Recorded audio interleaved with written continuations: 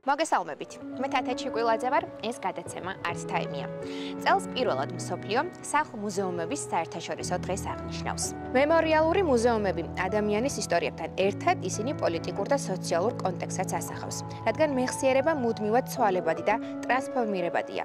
მემორიალური მუზეუმების ვალდებულება გააზრებული დიალოგი საზოგადოებასთან, ისტორიული მეხსიერების დაცვა და მისი თანამედროვე მნიშვნელობის წარმოჩენა. დღეს სწორედ ამ თემასთან დაკავშირებით უფრო ვრცლად ვისაუბრებთ თუ რა მნიშვნელობა აქვს სახლ-მუზეუმებს, ამიტომაც საინტერესო გადაცემა გელოდება წინ და დარჩით ჩვენთან. დაფუძნდა სახლ-მუზეუმების საერთაშორისო დღე და ჩვენ ძალიან დიდი სიხარულით შევუერთდით ამ დღეს. საქართველოში ჩვენ გვაქვს ის სიმდიდრე, რომ გვაქვს ძალიან ბევრი მემორიალური სახლი. აკამათოა თემა, ჯერ კიდე სპეციალისტები კამათობენ რა არის მემორიალი. სულ ცოტა ხნის წინ ჩვენ შევიძინეთ ზაქარია ფალეიშვილის პირადი წერილი. თბილისის მუზეუმის გაერთიანება მე-19 საუკუნიდან თანამედროვე საქართველომდე მოიცავს პერიოდს.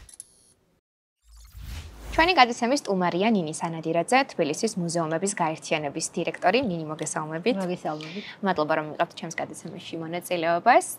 ესეთი სიახლე გვაქვს კულტურის სფეროში, სახლ-მუზეუმების დღე დაფუძნდა.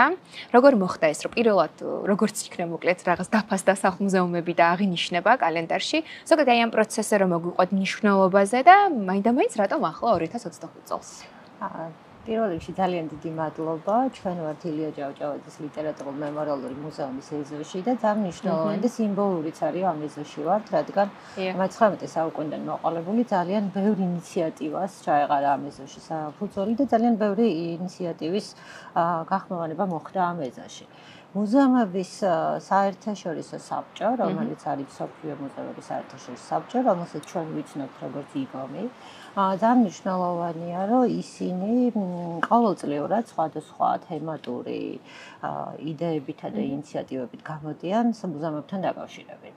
და ჩვენ იკომის მიერ დაფუძნებული გვაქვს მუზეუმების საერთაშორისო დღე, რომელიც მაისში ტარდება ხოლმე. თბილისის მუზეუმების გაერთიანება დაფუძნების დღიდან უერთდება მუზეუმების საერთაშორისო დღეს, რომელიც ასევე ცნობილია ხოლმე როგორც ღამე, მუზეუმების ცნობილი ღამის სახით, მაგრამ 2025 წელი გამოირჩევა იმით, რომ სახლ-მუზეუმების საერთაშორისო დღე დაფუძნდა. ეს ძალიან მნიშვნელოვანია, მოვიტყოდი, რადგან იმ უამრავ ათასეულ მუზეუმს შორის, რომლებიც მსოფლიო სამუზეუმო რუკას ქმნიან და მსოფლიო სამუზეუმო პოლიტიკას ქმნიან, სახლ-მუზეუმები ყოველთვის იყო საერთაშორისო ორგანიზაციების ნაწილი, საერთაშორისო აქტივობების ნაწილი, მათ ძალიან დიდი მნიშვნელობა აქვს ხოლმე სხვადასხვა სამუზეუმო აქტივობებში, მაგრამ არასდროს არ იყვნენ ცალკე. და წელს უკვე იკომის ინიციატივით, მხარდაჭერით იტალიის მუზეუმების სახლ-მუზეუმების ასოციაციისა და სახლ-მუზეუმების საერთაშორისო საბჭო, რომელიც ცნობილია როგორც თემშისტი, დაფუძნდა სახლ-მუზეუმების საერთაშორისო დღე და ჩვენ ძალიან დიდი სიხარულით შევუერთდით ამ დღეს. მნიშვნელობა ამ დღის არის, რომ სახლ-მუზეუმები ზუსტად ისეთივე განსაკუთრებული როლით ხასიათდებიან, როგორც სხვა დიდი მუზეუმები, რომლებიც შეიძლება გამორჩეული იყვნენ თავისი კოლექციებით, თავისი საგანძურით, თავისი თემატური გამოფენებითა და აქტივობებით. და ასევე საინტერესოა ის, რადგან ბევრი დეტალი, რომელიც ალბათ როგორც მე ასევე ჩვენ მაყურებელმა შეიძლება არ იცის და ზოგადად რა თქმა უნდა ვაფასებთ, რომ გვაქვს ეს ბედნიერება და ამდენი სახლ-მუზეუმი, თუმცა როგორ ხდება ეს პროცესი, როდესაც სახლ-მუზეუმის სახელწოდებას და აი ამ ასე რომ ვთქვათ ნიშანს ღებულობს. რა კრიტერიუმები არსებობს, რომელიც უნდა დაკმაყოფილდეს და ეს როგორ ხდება მოკლედ აი იმის გადაწყვეტა? მეც დავამატებ, რომ სახლ-მუზეუმების საერთაშორისო დღე მნიშვნელოვანია ზუსტად ამ თვალსაზრისითაც, რომ სახლ-მუზეუმების მნიშვნელობა გახდეს უფრო ფართოდ ცნობილი. ხელი შევუწყოთ არა მხოლოდ მემორირებული პირების პოპულარიზაციას, რომლის სახელსაც სახლ-მუზეუმები ატარებენ, არამედ სახლ-მუზეუმები გახდნენ და მიხვდნენ იმ მთავარი ვალდებულების, შეიძლება ითქვას, პასუხისმგებლობის როლზეც, რომელიც სახლ-მუზეუმს აკისრია მსოფლიო მასშტაბითაც. სახლ-მუზეუმების დაარსება სხვადასხვა ქვეყანაში სხვადასხვანაირად ხდება.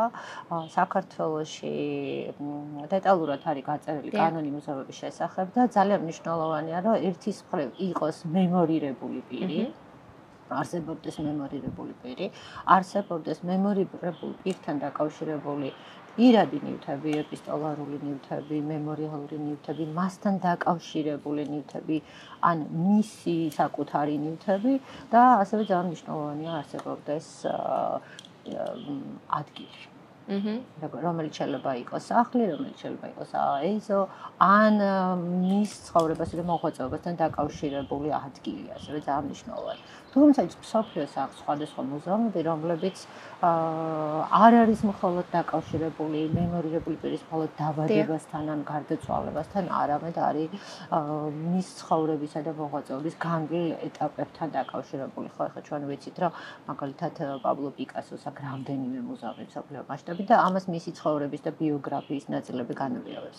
საქართველოში ჩვენ გვაქვს ის სიმდიდრე, რომ გვაქვს ძალიან ბევრი მემორიალური სახლი. თბილისის მუზეუმების გაერთიანება ამ მხრივ ძალიან მდიდარია, იმიტომ რომ 8 მემორირებული პირის სახლს აერთიანებს, რომელიც 10 მემორიალური სახლია და მაგრამ არ უნდა დაგვაუწყდეს, რომ მემორიალური სახლ-მუზეუმი ერთის მხრივ გამოხატავს მემორირებული პირის, ანუ პიროვნების ცხოვრებას, შემოქმედებას, მის სამოქალაქო თუ საზოგადოებრივ აქტივობას, მაგრამ ის მჭიდროდ არის დაკავშირებული ქვეყნის სოციალურ, ეკონომიკურ, პოლიტიკურ ვითარებასთან. ამიტომ მემორიალური სახლის შესაძლებლობა იზრდება გარდა პიროვნების ცხოვრებასა და მოღვაწეობასთან დაკავშირებული მოვლენები ან მხოლოდ პირადი ნივთებია, რადგან ეს ადამიანები გარემოცვის, სოციალური ვითარების, ხშირად ლანდშაფტის, პოლიტიკური ვითარების და გარემოებების, ხშირად პოლიტიკური ზეწოლის, ცენზურის და უამრავი სხვა რამის, ანუ ეპოქალური მოვლენების გარეშე შეუძლებელია განვიხილოთ ხოლმე. ამიტომ მე დარწმუნებული ვარ და მჯერა, რომ სახლ-მუზეუმების დაარსების საერთაშორისო დღის დაარსება ერთ-ერთი მნიშვნელოვანი ტრანსფორმაციის შესაძლებლობა იქნება მემორიალური სახლ-მუზეუმებისთვის, რადგან გააფართოვონ მემორიალურმა მუზეუმებმა ხედვა და კულტურის პოლიტიკის იმ მთავარ მახასიათებლებსაც გაყვნენ, რომლის გარეშეც მემორირებული პირის ცხოვრება და ბიოგრაფია ვერ იქნება ხოლმე საინტერესო.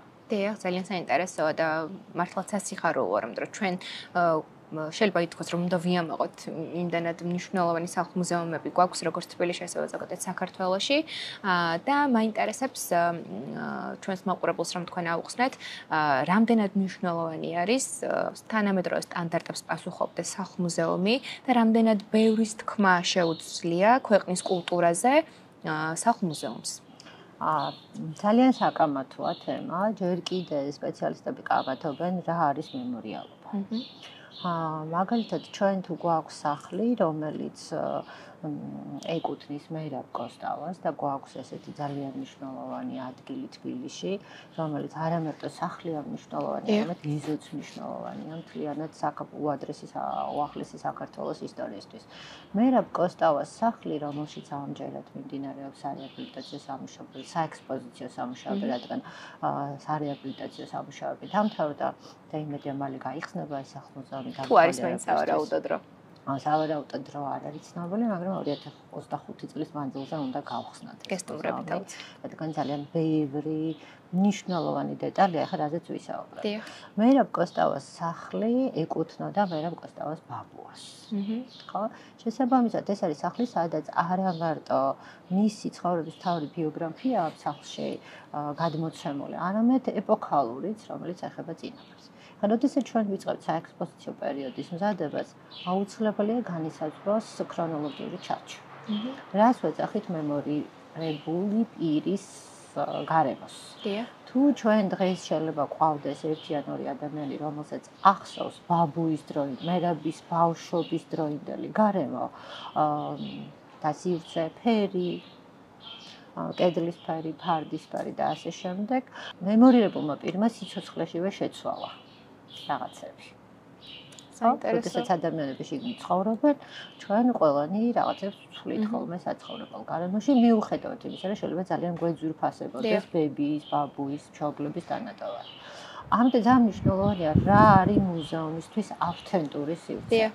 ეპოქა, რომელიც ხო, ნებისმიერ მუზეუმში შეუძლებელია ადამიანის პიროვნების ცხოვრების მანძილზე სრულად შენარჩუნებული იყოს სამუზეუმო გარემოში, სრული ავთენტურობა მისი ცხოვრების ქრონოლოგიური ჩარჩოს ფარგლებში. ამიტომ ძალიან მნიშვნელოვანია რა არის ავთენტურობა. აი მაგალითად, როდესაც გალაქტიონ ტაბიძის მემორიალური სახლ-მუზეუმი რეაბილიტაცია და ექსპოზიცია მიმდინარეობდა, ძალიან ბევრი იკამათა ქართულმა საზოგადოებამ არის თუ არა ეს ავთენტური მუზეუმი. 2018 წელს, როდესაც მუზეუმში დაიწყო საექსპოზიციო სამუშაოები, იქ ავთენტური არაფერი არ იყო, რადგან გალაქტიონის გარდაცვალების შემდეგ სახლი ორჯერ გაიყიდა. და ეს ნივთები და ნივთებზე მხოლოდ გარემოზე, ანუ სამუზეუმო გარემოზე, ანუ სივრცეზე, ოთახებზე, უფრო მარტივად რა ვთქვა, ხო?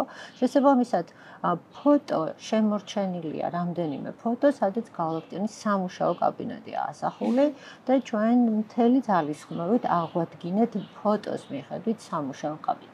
ანუ მაგიდა, რომელიც ეკუთვნის გალაქტიონ ტაბიძეს დგას ზუსტად ისე, როგორც იდგა იმ პერიოდში, კარადა, რომელიც იდგა გალაქტიონის სიცოცხლეში, თუმცა ძალიან მნიშვნელოვანია, რომ მაგალითად მემორირებული პირის ექსპოზიციის შემთხვევაში ძალიან თუ ავთენტურობაზე ვსაუბრობთ, რომ აღდგეს ზუსტად ისე, როგორც იყო მისი სიცოცხლის მანძილზე, გამორიცხავს, რომ კედელზე იყოს მისი პირადი ფოტოები, ხო?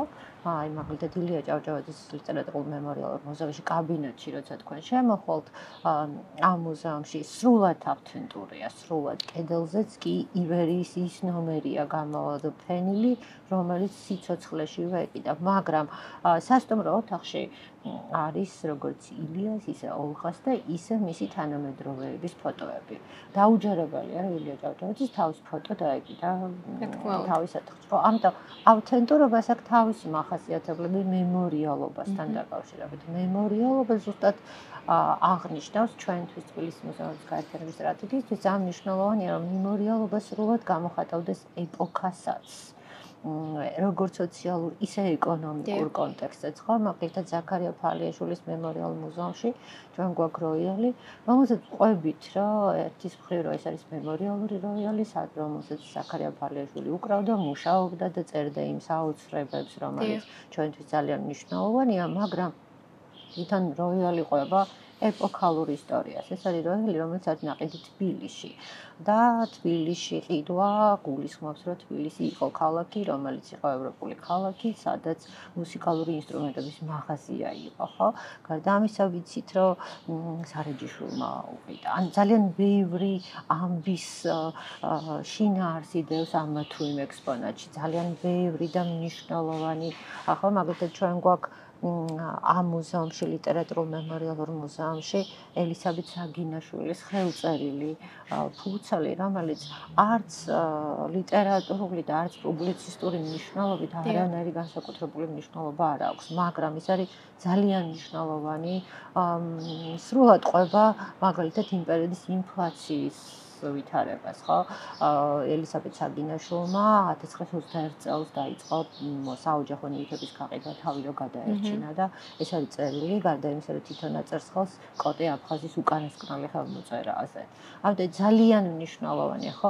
დაუჯერებელია, რომ ილია ჭავჭავაძე ვერ მოესწრებოდა ამ დოკუმენტს, მაგრამ ავთენტურობის გაკრიტიკების მხრივ არ წარმოადგენს საფუძველს ის, რომ ეს ძალიან მნიშვნელოვანი დოკუმენტური მასალა იყოს გამოფენილი მუზეუმში. ამიტომ მუზეუმი უნდა ყვებოდეს განსაკუთრებით მემორიალურ მუზეუმებს აქვს ის შესაძლებლობა, რომ მოყვეს სრული სურათი ქვეყნისა და ის მიზეზები და მნიშვნელობები ამ მემორირებული პირების ცხოვრებასა და მოღვაწეობას რაც უკავშირდება.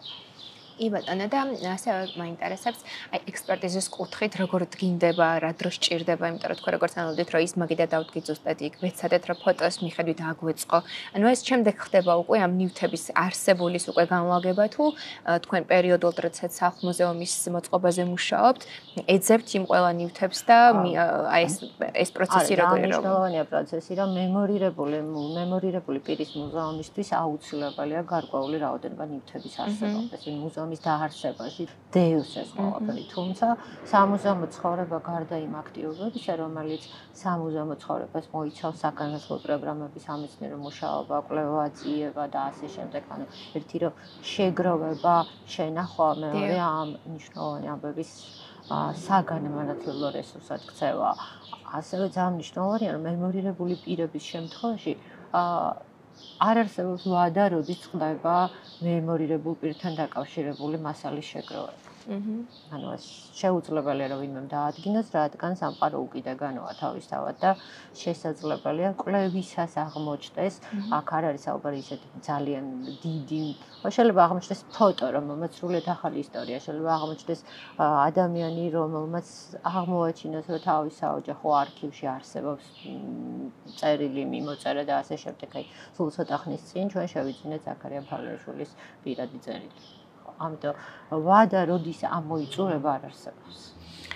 იცით რა მაინტერესებს? ხდება ხოლმე ხშირად მაგალითად, რომ დაახლოებულ ადამიანებს, ვისთანაც კონდათ კონტაქტი თუნდაც ილიას, თვითონ მოდიან და ასე რომ ვთქვათ, თანხას ითხოვენ, რომ მე თქვენ მოგცემთ. აი რამდენად ხდება ესეთი? ორგვარია, მე არ შემიძლია არ ვისარგებლო შესაძლებლობით, რომ არ ვთქვა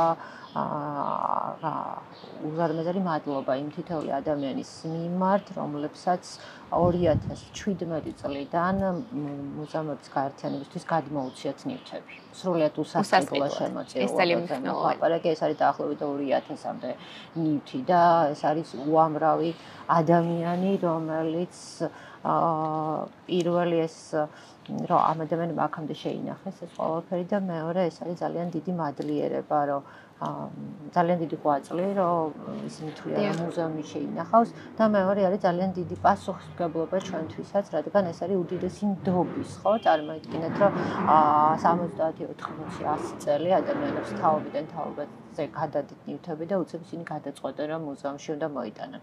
ამას აქვს თავისი საფუძვლები, არ ვიქნები თავმდაბალი და არ ვიტყვი, აუცილებლად ვიტყვი, რომ ეს არის გაერთიანების ის დამსახურება, როგორიც არის ჩვენი სამუზეუმო სერვისი და სივრცეები, თუმცა გვაქვს ასევე ძალიან დიდი მონაგროვი, როგორც მემორიალური, ისე ეპოქალური ნივთების, რომელიც სახელმწიფო ძალიან დიდი მხარდაჭერით შევისყიდეთ. ძალიან მნიშვნელოვანია და იმედია, რომ რაღაცნაირად გამოჩნდება კიდევ ბევრი მნიშვნელოვანი ნივთი, რომელიც მუზეუმში დაიკავებს ადგილს. და ძალიან მნიშვნელოვანია ასევე კვლევითი საქმიანობიდან მიგნება. ანუ ახლად აღმოჩენები, რადგან 70 წლის განმავლობაში, როდესაც საბჭოთა არქივები მუშაობდნენ ისე, როგორც მუშაობდნენ, ძალიან ბევრ დოკუმენტს, ძალიან ბევრ ფოტოს და იმ სტანდარტსაც, როგორცაც ზოგადად მუზეუმები მუშაობდნენ, რა იყო მნიშვნელოვანი, ხო? ამას თავისი ეტაპები აქვს. სიახლეები, ამას ასევე იყო მნიშვნელოვანი ერთი, რომ რა იყო ცენზურის მიერ რაღაცნაირად დადგენილი და უწერლად რაზე უნდა გველაპარაკა, რაზე არ უნდა გველაპარაკა. ამის ერთ-ერთი ძალიან მნიშვნელოვანი მიზეზიც არის ესე 27-28 წლები, რადგან ჩვენი მემორირებული პირების უმრავლესი დაახლოებული იყო ეგრეთ წოდებულ ხალხის მტრებთან, რომლებიც სრულიად სხვანაირად შეგვიძლია დღეს გავაანალიზოთ და მოგვიანებით უკვე ის ცოდნა, რაც თაობიდან თაობაზე გადავიდა, რასაც უკვე კვლევას გულისხმობდა. ამიტომ აღმოსაჩენი ძალიან ბევრია, მე არ გულისხმობ მუზეუმში ნივთების აღმოჩენას, ეს საკმაოდ არასერიოზულია, იმიტომ რომ მუზეუმმა ზუსტად უნდა იცოდეს და იცის რა აქვს თავისი სამუზეუმო ფონდი, რისგან შედგება. მაგრამ სამეცნიერო ნაწილი ჯერ კიდევ კვლევის პროცესშია და ის არ არის უცხო არც საქართველოსთვის და არც მსოფლიოს სხვადასხვა ქვეყნებისთვის ეს ჩვეულებრივი პრაქტიკაა, რაც კიდევ ერთი მაჩვენებელია, რომ მუზეუმი არის ცოცხალი. ნამდვილად არის ცოცხალი და ის ემოციები, ის ნივთები, რომელიც თუნდაც ილიას მუზეუმში არის წარმოდგენილი, კიდევ უფრო მეტად გვაახლოვებს თუნდაც მასთან და რაღაცნაირად გვაძლევს იმ ენერგიას, იმიტომ რომ მე ადრე გავაკეთე სიუჟეტ მომზადე, საიდანაც ჩვენი მაყურებელი ნამდვილად იგრძნობდა, რომ ეს ადგილი არის ის სივრცე, სადაც აუცილებლად ყველა უნდა მოვიდეს საკუთარი თვალით და ემოციებით შეიგრძნოს აი ეს ენერგეტიკა, რომელიც ამ სახლ-მუზეუმს აქვს. და მაინტერესებს აი ძალიან ხშირად რა ხდება ხოლმე, რომ ილია როგორ გვიყვარს და როგორი მნიშვნელოვანი. რამდენად ხშირად სტუმრობენ ხოლმე აი ახალი თაობის წარმომადგენლები თუნდაც სახლ-მუზეუმს. ილიას მუზეუმის გაერთიანების სახელით ვიტყვი, რომ დიდი მადლობა თითოეულ დამთვალიერებელს, რადგან ჩვენ არასდროს არ ვართ მოწყენილები და არასდროს არ უგზნობთ თავს მარტოდ, რადგან ამას განაპირობებს როგორც სახლ-მუზეუმების მნიშვნელობა, ისე სახელების მნიშვნელობა საქართველოს ისტორიისთვის, ისე არსებული რეალობაც და პოლიტიკური ვითარებაც, რადგან ძალიან მნიშვნელოვანია ამ ადამიანების სახელი არსებულ რეალობაში და ასევე საქართველოს სერვისები, რომელიც ჩვენ გვაქვს, თბილისის მუზეუმის გაერთიანება 39 საგანმანათლებლო პროგრამას აერთიანებს და ძალიან მნიშვნელოვანია მემორირებულ სახლებზე, რასაც ვსაუბრობთ, არსებობს სოფლიოში პრაქტიკა, როდესაც არ არსებობს მემორიალური ნივთები. მაგრამ არსებობს სახლი, ასეთი მაგალითი გვაქვს ჩვენ მაგალითად ნიკოლოზ ბარათაშვილის სახლ-მუზეუმი, ხო? ჩვენ ვიცით არაერთი წერილიდან, რომ სახლი, სადაც დღეს არის ნიკოლოზ ბარათაშვილის სახლ-მუზეუმი, ეს ნამდვილად ბარათაშვილის სახლია, ნამდვილად ანჩისხატის უბანია და ნამდვილად, თუმცა ძალიან მნიშვნელოვანი იყო იმ არსებული ვითარებიდან გამოსავალი, რომელიც ვიპოვეთ რეექსპოზიციის პროცესში, რადგან ნიკოლოზ ბარათაშვილს სიცოცხლეშივე არ ჰქონდა ესეთი ფუფუნება, არ ჰქონდა ძალიან მრავალფეროვანი ცხოვრება, აქტივობებს არ გულისხმობდა მისი მრავალსახლოვან ცხოვრებას არ გულისხმობს, შესაძლებლობებს გულისხმობს, მატერიალური მდგომარეობა, ჩვენ ვიცით, რომ ის საკმაოდ მძიმე პირობებში დაიღუპა განჯაში, თუმცა ეპოქალური ნივთები, რომლებიც არის მუზეუმში, ისინი ნამდვილად ეპოქის მახასიათებლები არიან და ნიკოლოზ ბარათაშვილის დის ოჯახებიდან არის მოგროვილი.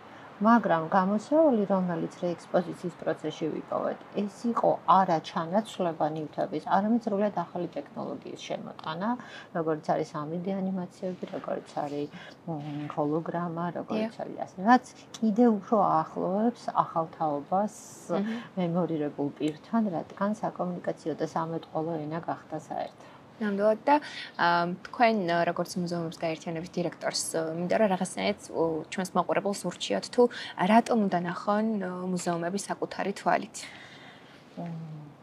მე გეტყვით პირადი გამოცდილებით, რომ ვერც ერთი საკომუნიკაციო პლატფორმა ვერ ასახავს იმ შეგრძნებას და იმ ენერგეტიკას, რომელიც მუზეუმში უშუალოდ, ნებისმიერ მუზეუმში უშუალოდ ჩანს.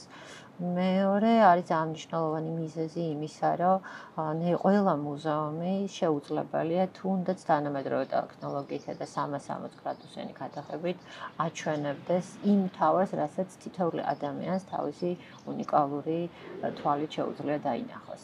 და მესამე, თბილისის მუზეუმის გაერთიანება მე-19 საუკუნიდან თანამედროვე საქართველომდე მოიცავს პერიოდს. და აი მე-19 საუკუნიდან, როდესაც სახელმწიფოებრიობის ისტორია იწყება საქართველოში, აი უკვე ევროპული საქართველოს საფუძვლები, როდესაც იწყება, ჩვენი მემორირებული მუზეუმები და განახლებული ექსპოზიციები სრულად მიყვება ამ ქრონოლოგიურ ჩარჩოს და ძალიან მნიშვნელოვანია, რომ თაობიდან თაობაზე გადაცემული ის მთავარი ამბავი, როგორც არის ილია ჭავჭავაძის სახელი, ნიკოლოზ ბარათაშვილის, ზაქარია ფალიაშვილის, მეირაბ კოსტავასის, ოსო წერეთლის, რომელიც ცნობილია თავისი ჯინსების თაობით და ასე შემდეგ და ასე შემდეგ ყველა ეს მემორირებული პირის ცხოვრება ნახონ საკუთარი თვალით. უნიშნულოვანესია მართლაც მე ბედნიერი ვარ რომ მომიწია ერთი მუზეუმის გადაღება და მუშაობა თქვენთან ერთად და ძალიან საპასუხისმგებლო საქმეს აკეთებთ, იმიტომ რომ ისტორიას შენახვა სჭირდება, შეხსენება სჭირდება სამწუხაროდ, მაგრამ საჭიროა ხოლმე შეხსენება, ამიტომაც მართლაც მნიშვნელოვანია რომ ჩვენმა მაყურებელმა გამოიყენოს ეს შანსი და ნახოს საკუთარი თვალით სახლ-მუზეუმები, რომელიც უკვე რაღაც დაფუძნდა საერთაშორისო, ესე რომ ვთქვათ, რიცხვი აქვს და შეუძლიათ რომ მათ გამოიყენონ როგორც საქართველოს, ასევე მთელი მსოფლიოს მასშტაბით ეს დღე აღნიშნონ და შეიყვარონ კიდევ უფრო მეტად სახლ-მუზეუმები. დიდი მადლობა, ძალიან მნიშვნელოვანია მართლაც, რადგან ჩვენი სახლ-მუზეუმების საერთაშორისო დღის პროგრამა არის ძალიან მრავალფეროვანი, თუმცა არც დანარჩენ დღეებში გვაქვს მოსაწყენი დღეები მუზეუმებში, რადგან გარდა საექსკურსიო მომსახურებისა, ჩვენ გვაქვს საგანმანათლებლო პროგრამები, ჩვენ გვაქვს სხვადასხვა ღონისძიებები, მათ შორის გვაქვს თამაშები, რომლებიც ყველა თაობისა და საოჯახო ტურების თორე ძალიან მნიშვნელოვანი და გვაქვს საფეხმავლო ტურები, რომელიც ცდება მემორიალური მუზეუმის სივრცეებს და ზუსტად თბილისისა და ეპოქის ისტორიას ყვება ძალიან საინტერესო. მადლობა თქვენ კიდევ ერთხელ. იმისთვის, რასაც აკეთებთ და იმისთვის, რომ დრო დამიცმეთ და ჩემს გადაცემაში იყავით. მადლობა თქვენ.